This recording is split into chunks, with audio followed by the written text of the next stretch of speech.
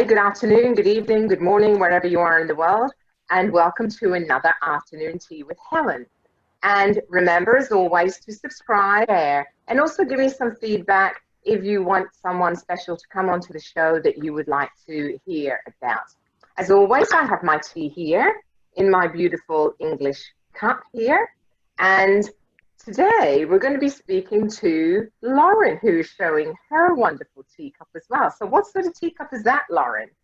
It's beautiful. These are just my regular teacups that I use all the time, and nothing fancy today, but they have English castles and scenes of nobility relaxing in the lawns on the castle ground. Nice. And you're a bit of a history buff anyway. What do you like about history? What is it that inspires you or makes you passionate about it? Well, Helen, to quote the great William Shakespeare, there's nothing new under the sun. And I think what fascinates me most about history is that humans have been the same since the very beginning of time. So regardless of all these extraordinary technological advances and advances in medicine, and you know how our lives have changed over the decades, everything is exactly the same when you take those things away. And people have been living and loving and doing everything they do now since the beginning. And so I find it interesting to relate to people hundreds, if not thousands of years ago, and quite exciting, in fact. So, okay, so tell us a little bit about yourself. You like history, you like old things. What is it that you get inspired by? What sort of things, you know, because I know you're into history and obviously you're a lawyer because we can see that from your background. So what inspires you to get up in the morning? Well, as you mentioned, I am a lawyer. I'm a family law attorney, as the background speaks for itself. And, you know, getting up in the morning, there's many different, I have many different drives that cause me to get up in the morning. And really, my first love is my business. It's what I've spent the past 7 years pouring my heart and soul into helping my clients going through a very difficult time.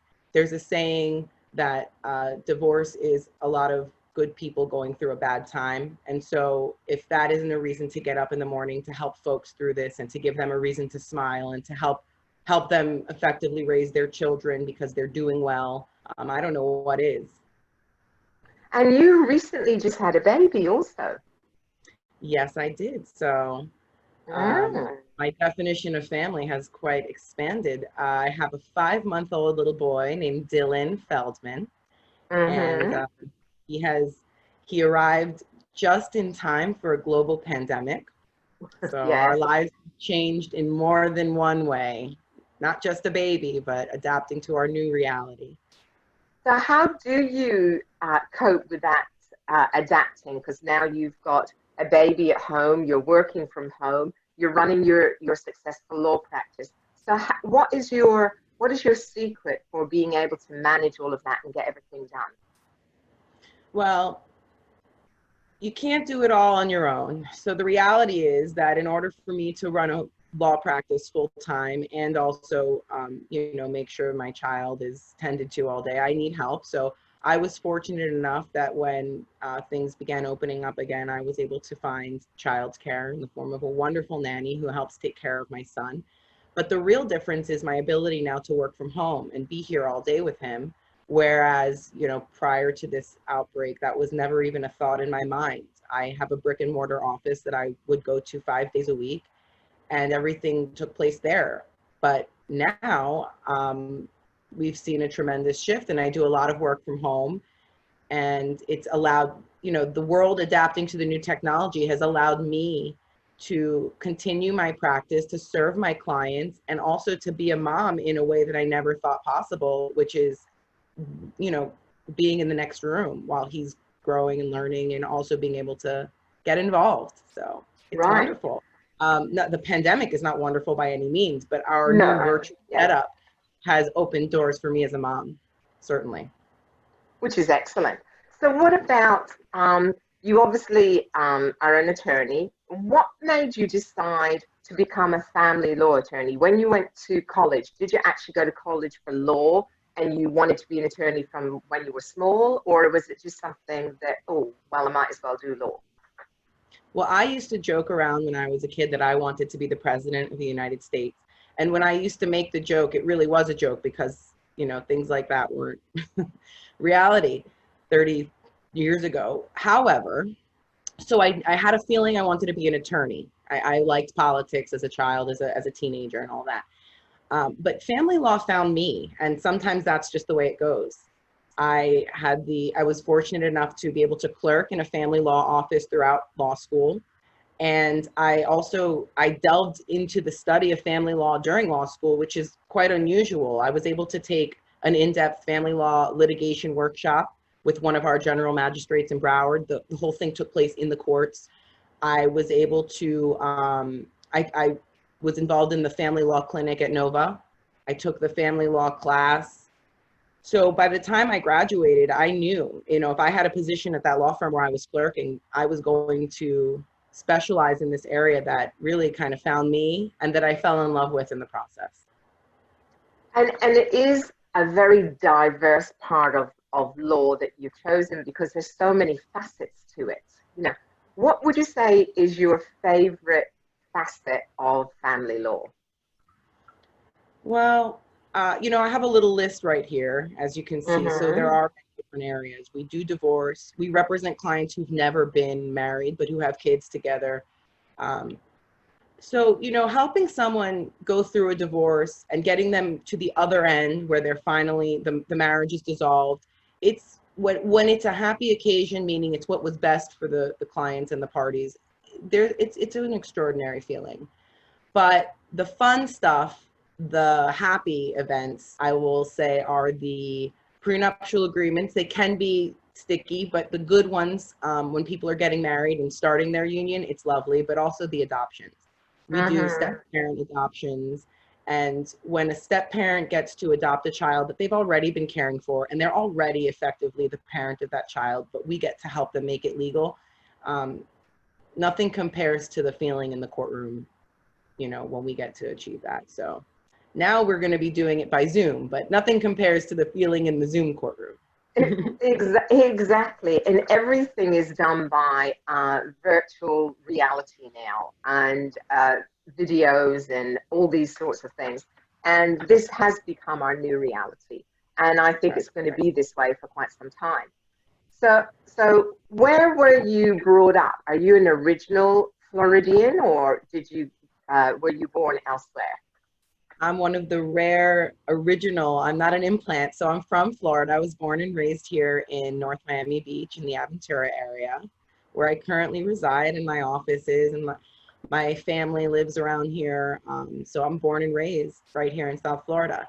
I did go to undergraduate to college in Florida State in Tallahassee.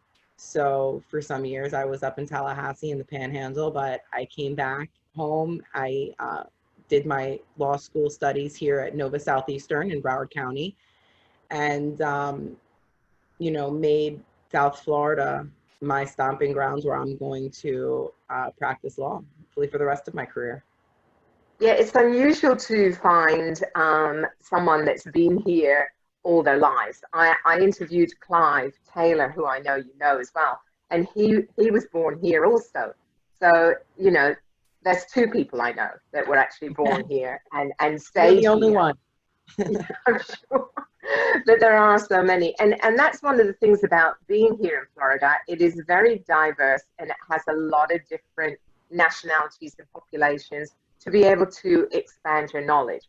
So from your perspective there, from living in Florida, you know, and you love history, have you traveled to any of the places that you have read about? Yeah, so right now, popping up on my feed of memories from this time last year and the year before, we love to travel. We would go to Europe if we could during the summer, and we've been in the winter. So I've traveled to London, I've traveled to the Netherlands, traveled to Paris, France. Love delving into the history that I read about and I see on TV. There's nothing like actually walking through the Tower of London, you know, Oh, or amazing. Yes. heading on the River Thames. So Yeah. and that is, you know, I don't regret that I can't go now because I have my baby and I'm so happy, and you know, we're at a point where we probably wouldn't be traveling anyway. But I do consider myself very fortunate that I could look back on the memories of my travel at this time while we're all stuck, you know, pretty much at home. And Yeah. but I also enjoy traveling in the United States because we have history here. It's relatively recent, but there was a year that we couldn't make it to Europe. Just circumstances didn't allow. So that summer, what we did was a colonial tour, a British colonial tour of the United States. And we stopped in St. Augustine, we stopped in Savannah, we stopped in Charleston, and we just went up the East Coast all throughout these British colonies. And we were going through, you know, the squares that were built to resemble London's walking squares Right. and parks. And we Yeah. were, you know, enjoying the same history that we would have otherwise in Europe, because we were Europe at one point. We were England. And so that was a fascinating trip. And we went all the way up to DC. Really enjoyed British history in America, which was, Mhm. it was the whole trip. It was really interesting. And coming from British, you know, I've been to the Tower of London. Obviously, I lived in London for some time, but also Scotland, because I know that you love Scotland as well. And have you been to Scotland? I mean, I'm from Scotland, and I've been to all the castles, and I lived in the Highlands and all that sort of stuff. So have you been to Scotland also? No, unfortunately, Scotland was on the Oh, list. We were intending on making it to Scotland, and then of course, little Dylan came along, and we had grand plans to travel with a baby. Um, Now nobody will ever know if we were crazy or not, because I've heard it's possible. But we wanted to go back to Europe certainly when he gets a little older, and now we don't know when we'll get there. But I'll have to settle for Outlander and yeah. work on my Scottish Highlanders accent in private. Yeah, exactly. Well, traveling with a baby, I traveled a lot, and when my daughter was born, we traveled with her. And in those days, and I think you can still get them, but if you on a plane, if you sit in the front seat, where where they used to have the movie screen before we Yeah. all got them on the back of the seat, there was little hooks there, and they would provide a cot. So you hooked it up there, and there was this like a baby bassinet thing, and you put your baby in there. And when I traveled like from Australia to London, which is like 20 odd hours, um, you know, Alison slept in that little area there, which was really good. You know, you just book it before. I don't know if they've got them these days, but traveling with the baby, if you do it right and you think about the baby, then you're good to go, because with their ears and everything. So what I used to Yeah. do was I would feed her, you know, give her her bottle. Well, she didn't have a bottle, I breastfed, but I would feed her while the plane was taking off and while the plane was landing, because that's the time that you're, you know. So it's like everything else, you know. It is what it is if you're relaxed. So you know. So These what days, what I think the only trip in time that we can see in our future will be a road trip, and I'll let you know how yeah, that goes. yeah. And right These days, now, well, right now we're in 2020, July 2020, for those of people that are watching it at a different time. And Florida is in a high COVID state. So we can't even leave the state, really. You know, so right now we're stuck with Florida. Um, but we do have nice weather, so it's a good yeah, thing it's that not we can too get shabby, I outside. must Yeah, say. I'm happy with exactly. the Yeah. sunshine and I know. So cool. if you were to give a piece of advice to someone that is contemplating becoming being an attorney, what would be something you would say is a must do to be able to help you through that journey? Well, there are many different types of students and many different types of learners. Somebody would say you have to, you know, learn to love to read in order to become an attorney. And there is quite a lot of reading, but I don't think you have to be a certain type of person. I think what you have to do is, first of all, learn the format of law school and how we study for tests and how the exams are administered, and decide whether or not you can do it, and then dedicate yourself to finding the resources, getting in with the right study groups, and you know, I guess buckling down for the long haul to get through the intense education that's really condensed to 3 years. So I would advise that you learn, learn about what the law school experience and the academic experience is like. If it's tailored to you, make the decision that you want to do it, and find peers that are willing to share materials and become knowledgeable.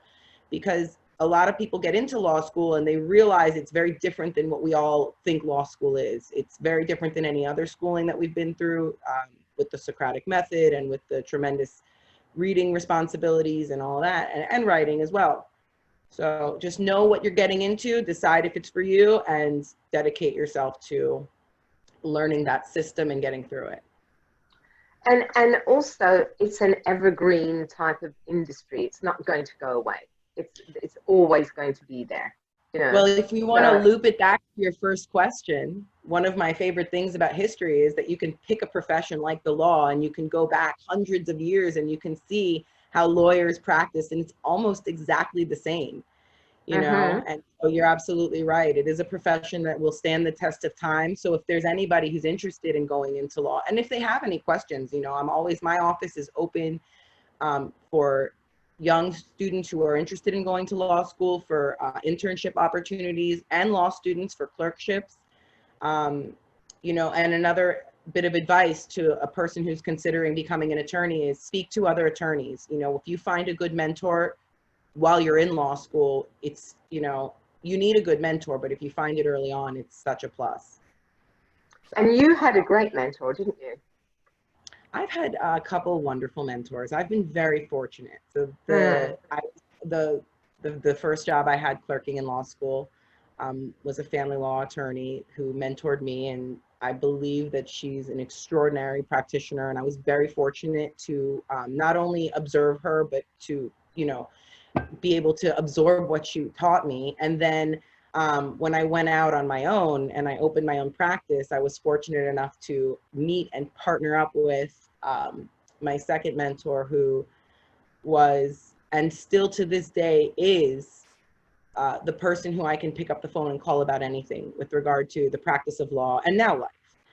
But invaluable, to say the least. And that is what a young attorney needs. You need a strong mentor who practices with integrity and who's going to teach you the right way to navigate the legal field and to represent clients. And it's interesting now how things are being done virtually. Things are being done through video, and even the law courts are being done through Zoom and all that sort of thing. How do you find, is that when you're going for a mediation, or you're going for any of that, you know, because mediation, which I know that you're fully qualified to be able to do, mediation, sometimes it's that physical body language and all that sort of thing that you're picking up when you're trying to mediate. So how different is it to mediate over video? So yeah, it's important. I am a Florida Supreme Court certified family law mediator, and I've been mediating, you know, prior to COVID-19. So we were able to, and there was never people did mediate by Zoom before this, but it wasn't really common. So we would often get the benefit of body language, especially in a mediation setting where two people have decided that they want to resolve their case on their own, but they need the help of a neutral facilitator. You could walk into the room and automatically see what the day is going to be like by where they positioned themselves at the table, or you know, where they placed their belongings. And so a lot of that is lost in Zoom. And it was a concern of mine back in March, when I mediated my first case by Zoom. I was concerned that this was going to be an issue.